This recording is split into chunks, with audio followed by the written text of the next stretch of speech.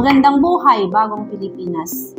Sa panahon ngayon, tayo ay nakaasa sa modernong pamumuhay at gumagamit ng teknolohiya o online na aktibidad sa pang-araw-araw.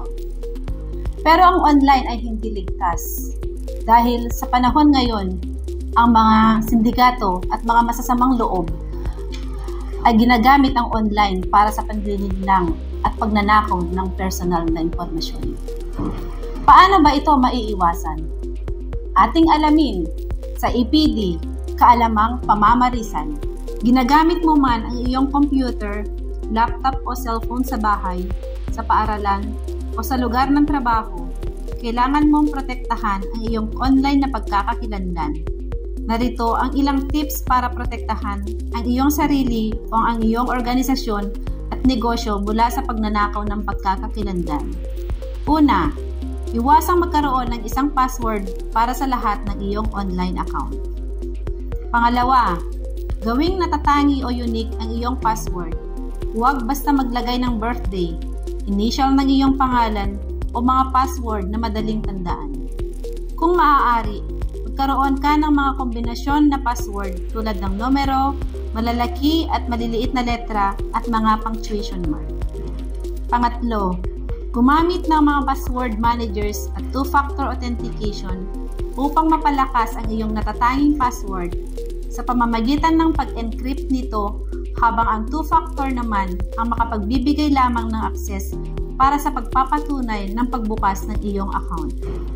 Pang-apat, mag-ingat sa mga free wifi kung saan-saan at baka mapasok ito ng mga hacker at makakuha ng access sa iyong account.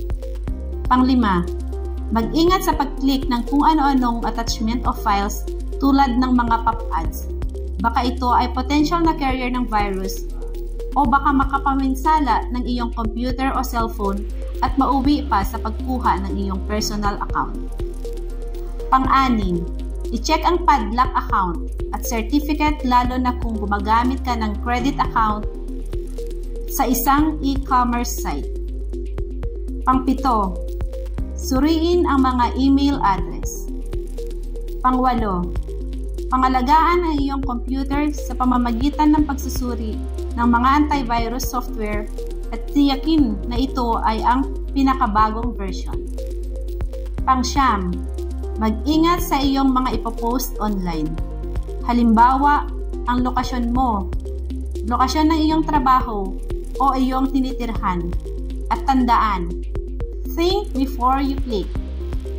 At panghuli, huwag kailanman i-post ang iyong mga IDs online, lalo na yung mga government o valid IDs mo tulad ng BIR, SSS at TIN IDs sapagkat maaari ito ang pagmulan ng iyong pangunahing pagkakakilanlan. Yan ang mga dapat ninyong malaman at tandaan, ligtas ang may alam. Ako ang inyong EPD, Kaalaman Correspondent, Police Lieutenant Rodalyn Arguelles Canapi. Sa bagong Pilipinas, ang gusto ng pulis, ligtas ka.